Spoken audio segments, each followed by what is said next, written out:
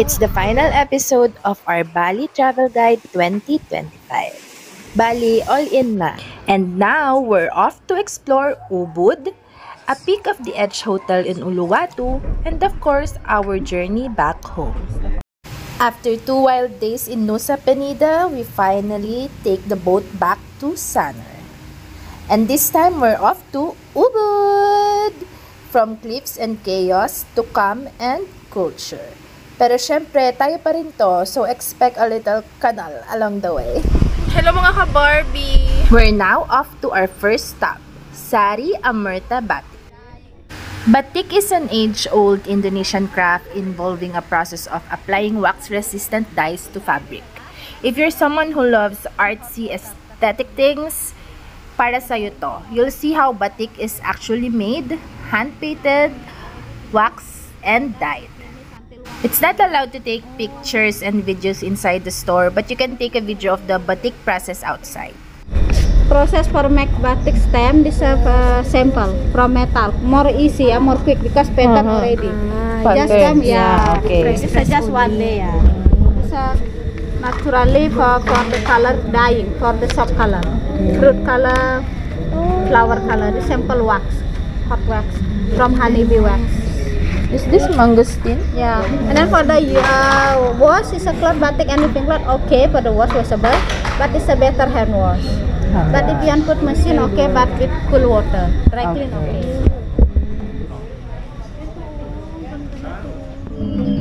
What is this called? This is the barong dance. Barong dance. Barong and Keris dance is a traditional Balinese performance na parang mini-movie about good versus evil.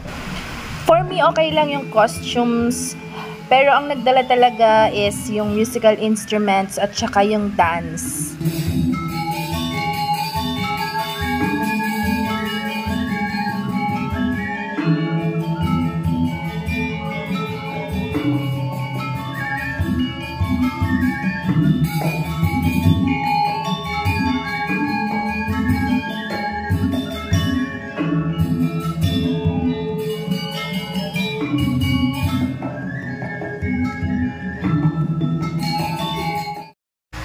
Next, we head to Satria Coffee Plantation. They let you taste all kinds of coffee and tea, including the famous luwak coffee. Yes, yung dumaan sa civet. Basically, the civet eats the coffee cherries, then the natural fermentation in his tummy occurs. And after lumabas, yes, B, from the back door, the coffee beans are then cleaned, not once, but dried. Then dried, roasted, and then strained. And ayan na, premium coffee! And this coffee, after we grind, you can smell for this.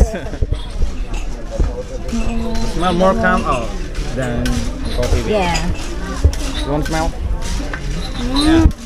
And the last process, we do sieving to get a soft powder. And this powder ready to be drink by hot water. And after we sieving the coffee bean, we put again in here and we do grind it again.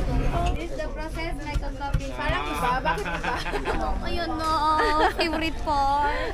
Okay mga B, our favorite part, taste test. Frito siya ha, pero syempre except for the legit luwak. What's this? Bali. Bali coffee. Oh, yan yung in-order ko sa Amarta. Ganun talaga nila i-serve. May ano, grounds. Paabot po. Chocolate last daw, diba? Ito na mo. This is the luwak coffee. Really? Na, Thank you! Is this the smooth one? Really? No. Robust. This is the strong one. Thank you very much. Ulitin mo yung video ko.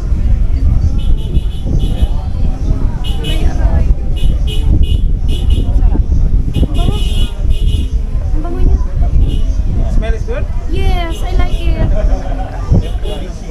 What is this? Of course. Citronella? Yes. Masarap. Kahit sip, pwede ka. Parang ano lang siya. Parang I will buy more. no, that's the strong one eh. That's the strong one, Zaira. Ito yung More, konti lang.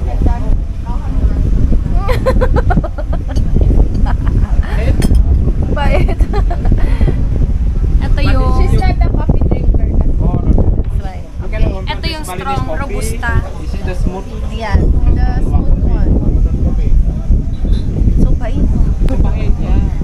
Because the mix for the sugar is the good is use the front. No? Pero parang mas ano to, mas madali siyang inumin. Diba? Bibilhan ko siguro yung tatay ko nito. Pwede yun sa... Mas parang mas mabilis siyang mag-roll sa dila. Daw. Alam mo yun? Ito alam. Kasi isa, for me, same lang sila lahat. Hindi. Oh, si Zaira. Ikaw ang ilalagay ko talagang reaction. Parang mas mapait. Mas mapait to, pero mas masarap yung ano, yung robusta. Mas masarap si robusta. Kasi kailangan mo ate. Ayaw. Yan ang Arabica. Smooth one. Ano smooth one? Arabica yan.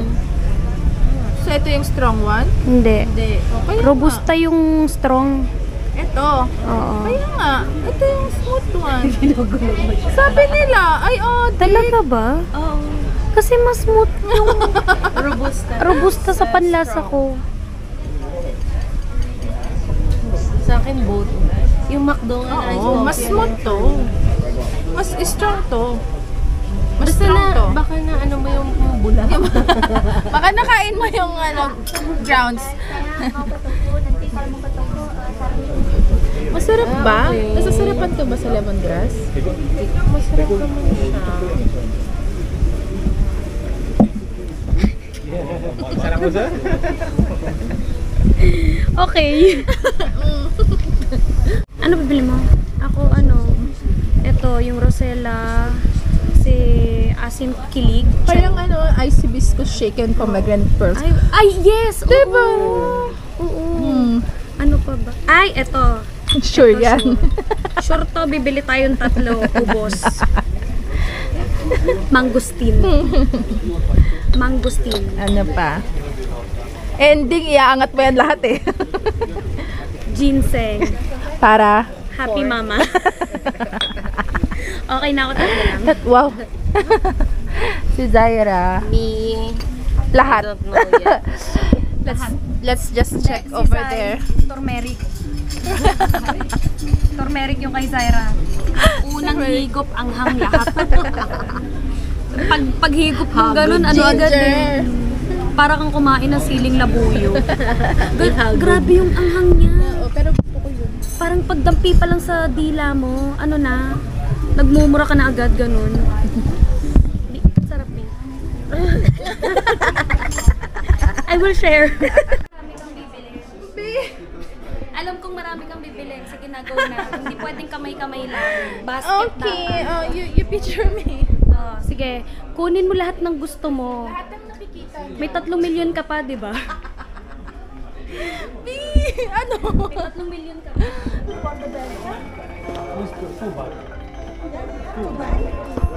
Hello mga ka-Barbie. Nababaliw na kami ni Zaira sa pag... Hoy, we need to withdraw. Ay, oo. BNI. We have no money anymore. Don't have cash. you can use the card. Okay. Pwede na kumuha? Pwede na, sige na. Flex yung kuko. Ganito.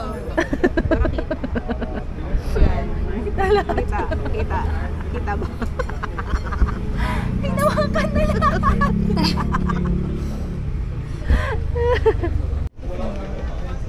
O, diba kamay? Ay. Girl, okay ka lang? Tsura ko. Parang... Winithdraw mo na ba lahat ng pera? Tignan mo, pinuntahan ka na ni Kuya. Sabi ni Kuya. Walang kabagay-bagay, 8 milyon. 4 milyon mo. 4 million! Ay, wait lang. Video ko din. Video din ako. Hindi naman ako anak ng contractor, pero...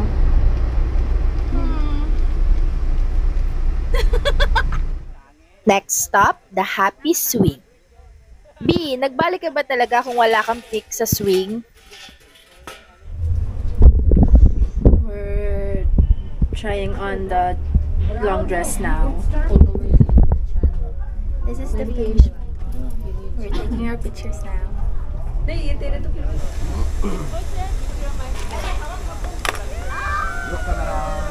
Grabe, nakakatakot.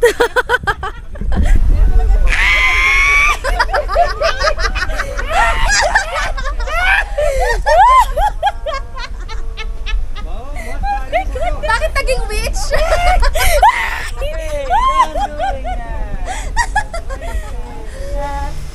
Yes, wala na siyang fear of heights.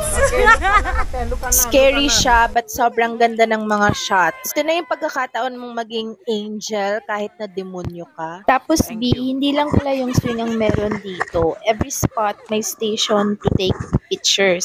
Tapos may mga designated ng tagakuha ng pic each. So for solo travelers at basurang kumuha ng pictures dyan, for 1,225, super nice na talaga nito. May long dress pa yun nakasama. Then, we dropped by Sari Timbul Art Gallery. Everything here is handcrafted and beautiful. Sobrang aesthetic ng place. Bawat side is IG worthy talaga. Parang naging diwata ako dito. Kaya kung gusto nyo maging diwata, pumunta din kayo dito. Eme? Sinumpa ang lake na ito.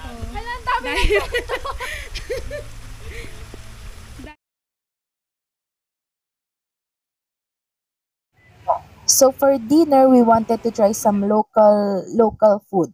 So we asked our driver/guide to bring us to a local restaurant. And it did not disappoint. Ang sarap ng rendang. Sabi ko, parang ang, puro meat. Kapan pada tis?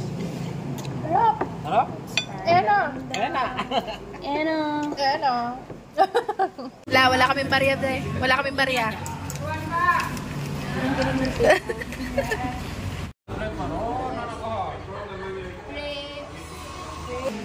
And syempre, some dessert from Miss You.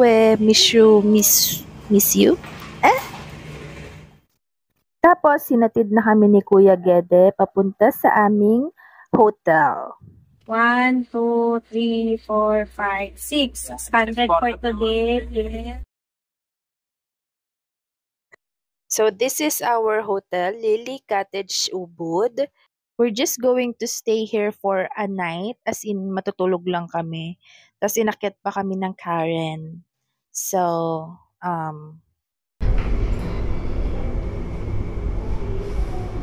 this is the kitchen. Okay.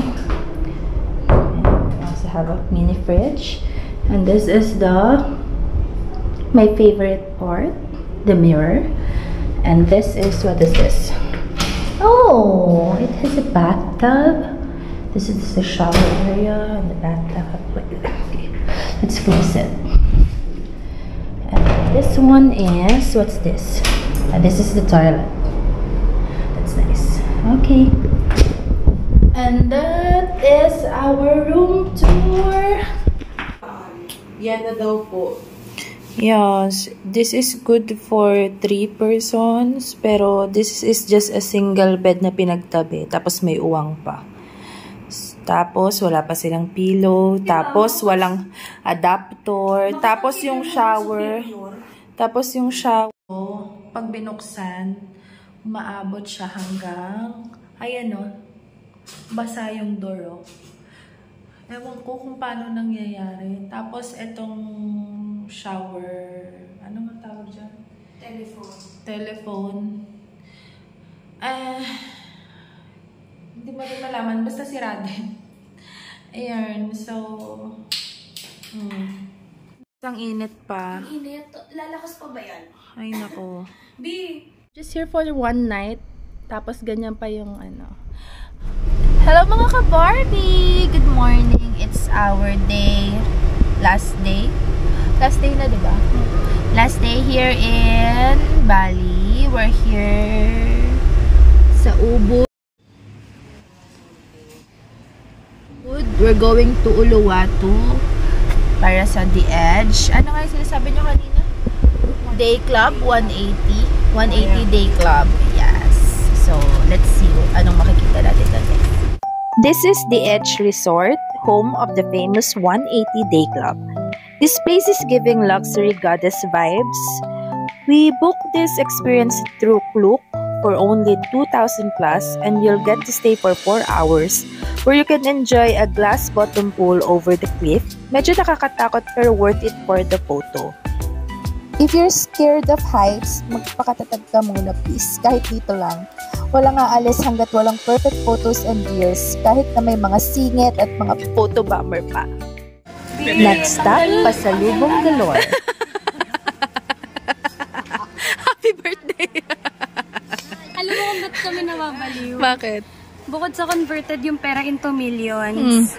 Lan na kasi kami pambayad. At saka ang daming pagpipilian, be. Sabi ko yung sa raffle na skirt. Sabi ko, uy, maraming yan dun, be, sa Vietnam. Sabi niya, sige, dahil mo na tayo. Sabi ko, sige, uy, wait, nakunwood. No! No! No, cannot be. After shopping pasalubong, we head back to Nikhila Hotel to freshen up for the night. It's our last night in Bali, so we walk into a fairy's cave. Chandeliers, dim lights, and music that makes you forget na may flight na bukas. We order cocktails, laugh, and just exist. Hello mga ka-Barbie! We're here na sa airport. We're waiting for our flight. Nandito na kami sa boarding gate. Tapos, sila Ai at saka si Zay, inuubos yung rupiah nila. Kasi magkano na lang naman yun. 5 days from Nusa Penida, Ubud, Uluwatu, and Seminyak, Bali. Babalikan talaga kita. Thousands of photos, zero regrets. Pati savings mazi-zero. Pero what is money? As usual mga ka-Barbie, don't forget to like, subscribe, and hit the notification bell for more videos like this. Halika na!